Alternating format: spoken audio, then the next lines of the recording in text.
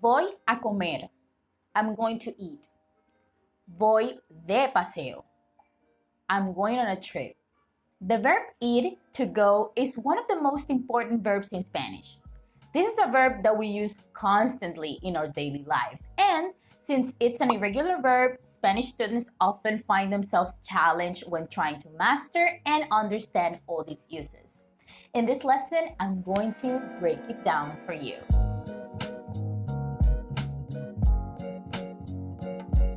Depending on the context, we use the verb ir with different prepositions to express different things. But before we get into that, I will teach you the conjugations of the verb ir in the present tense and in the preterite tense. Ir en el presente.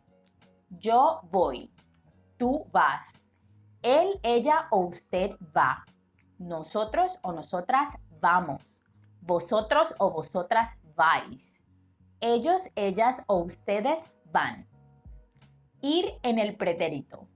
Yo fui. Tú fuiste. Nosotros o nosotras fuimos.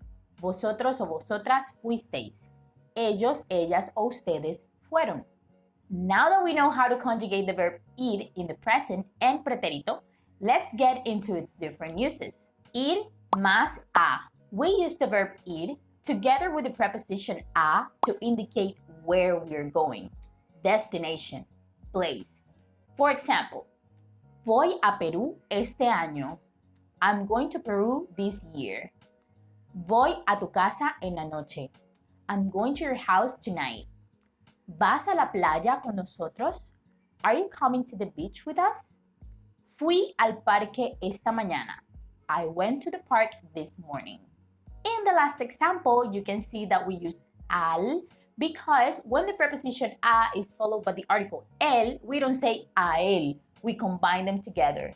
We don't say a el parque. We say al parque. Ir más a más infinitivo. We also use the verb ir plus the preposition a to express what we're going to do, to indicate action. This works almost exactly like the going to future in English. So yes, this sentence are going to be in the future because we're expressing something we are going to do. But don't let that confuse you. See that the conjugation is the same that in the present tense. Vamos a comer, infinitive, a un restaurante. Let's go eat at a restaurant. See how in this example we sort of used both of the uses previously mentioned. Vamos a comer a un restaurante. Action and destination. Voy a hacer ejercicio. I'm going to exercise. Vamos a bailar. Let's go dance. ¿Vas a correr? Are you going jogging? Ir más para.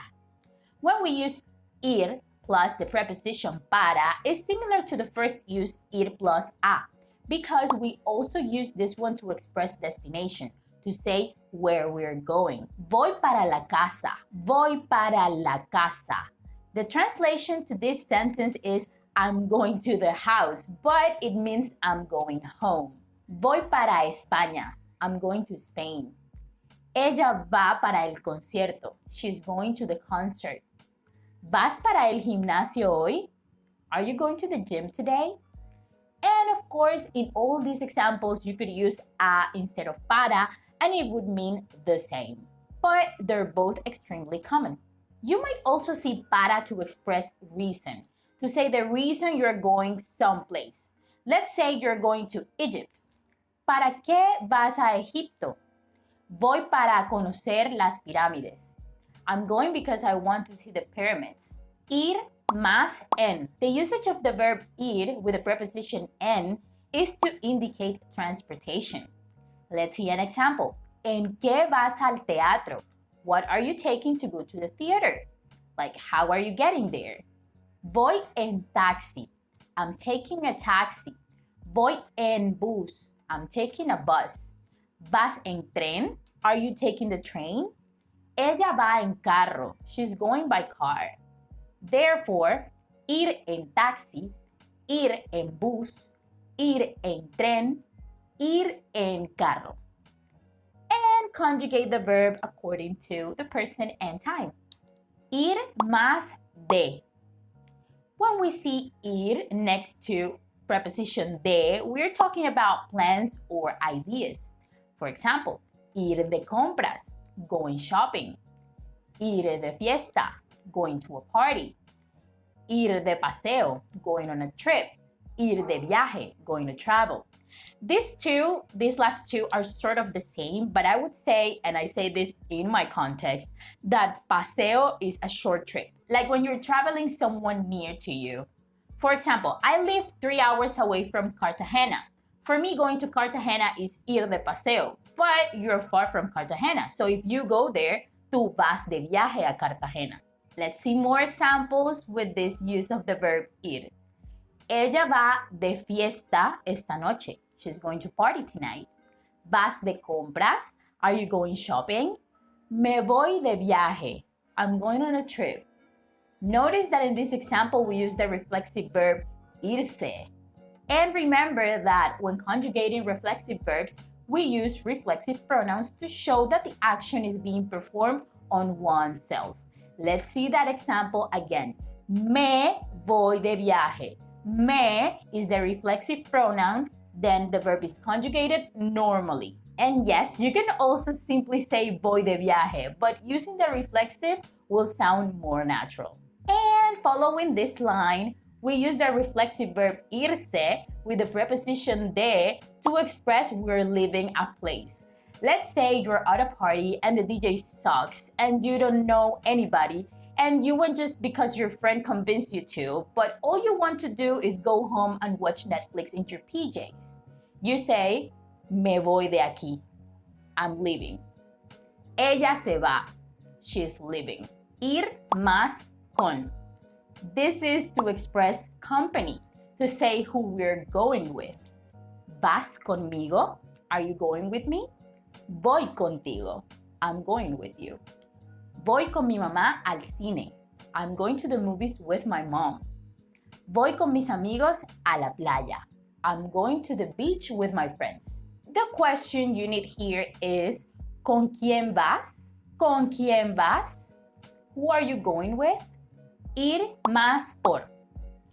This one means to go through. Cuando vas por a place, that means that you're probably passing that place, but that's not your final destination. ¿Por dónde vas? Let's say you're waiting for someone at the destination place and you want to know where they are right now. So you ask, ¿por dónde vas? This question not only applies to place, but let's say you're reading a book and someone asks you, ¿por dónde vas? Voy por el capítulo 5. I'm at chapter 5. Let's say it applies to works in progress. Like, for example, if you're in the middle of a project, the question, ¿por dónde vas? also applies to know where you're at in that project right now. We also use voy por to express specific periods of time. For example, ¿por cuánto tiempo vas a Colombia? Voy por 6 meses para conocer lo más posible. Great example to see both por and para in action. Por, time, para, reason. And that was it for today. I hope you guys have found this lesson useful. If you did, please let me know in the comments. Knowing I help you really motivates me to keep creating content for you. Also, don't forget to hit the like button to help our channel grow, and subscribe and turn on notifications so you keep watching our videos. Nos vemos la próxima vez. Chao!